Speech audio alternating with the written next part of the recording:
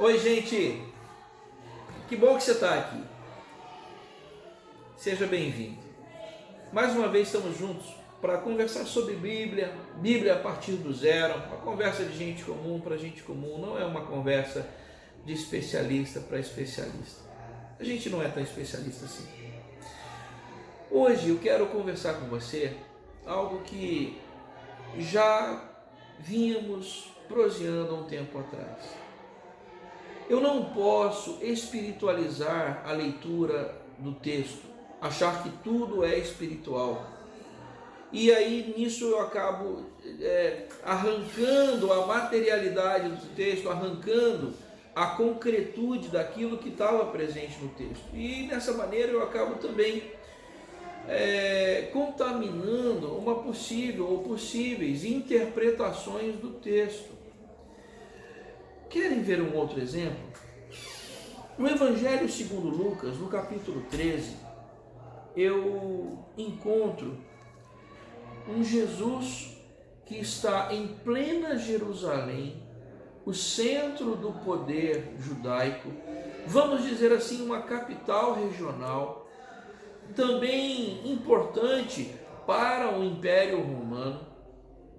E Jesus ele está proferindo um discurso duro, difícil, contra as suas lideranças religiosas locais, de certa maneira contra a liderança ou senhorio regional e, por que não dizer, contra o próprio império. E ele falava ainda, o texto diz, no Evangelho segundo Lucas, capítulo 13, no verso 31, que naquela mesma hora, alguns fariseus vieram para dizer a ele: olha, retira-te daqui e vai embora, porque Herodes te quer matar. Jesus, porém, lhes respondeu: ide dizer a essa raposa que hoje e amanhã eu expulso demônios e curo enfermos, e no terceiro dia eu terminarei. Importa, contudo, caminhar hoje, amanhã e depois, porque não se espera que um profeta morra fora de Jerusalém. Veja, Jesus, ele como uma espécie de, eu vou dizer, incitador, porque ele falava, ele era o uso da palavra. Ele levanta questões que põem parte daquele povo a refletir. E com a sua fala, que não era única e exclusivamente espiritualizante, mas ela mexia com questões concretas, materiais, muito pertinentes ali. Com isso, ele fazia com que as pessoas começassem a refletir as suas práticas.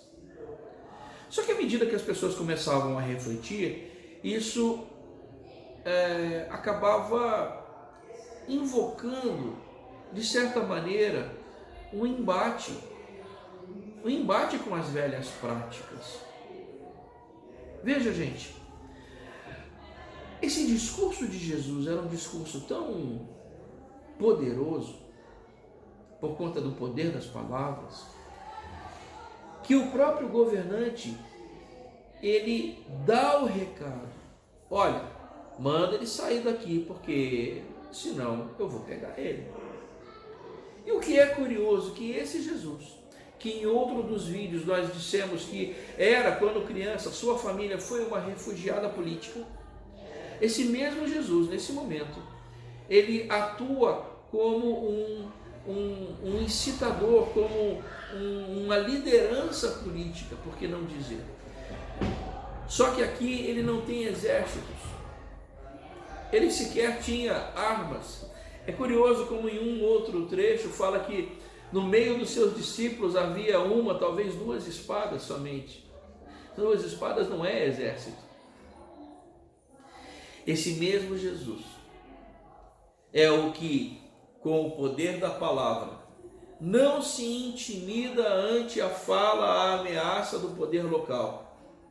E mais, manda recado, como diz, mande dizer ou ide dizer a essa raposa. A quem ele estava se referindo?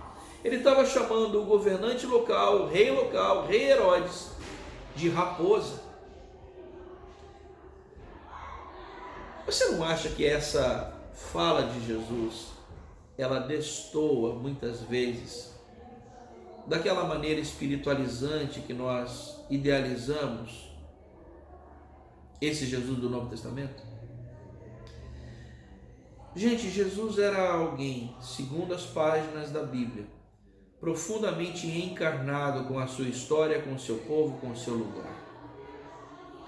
E era alguém que tinha um comprometimento terrível, que ia até as últimas consequências com aquilo que ele chamava de reino de Deus, reino dos céus.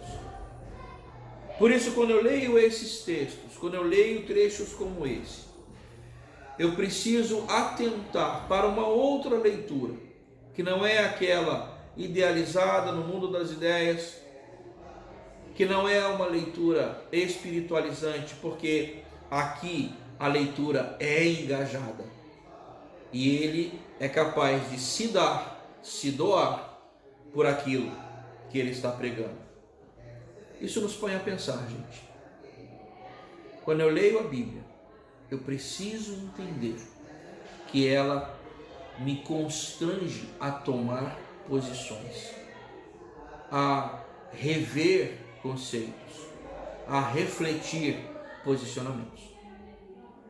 Eu não posso simplesmente espiritualizar o texto e arrancá-lo do seu contexto original, porque isso produz alienação. Bíblia do Zero, muito obrigado e muito bem-vindo. Fica com a gente.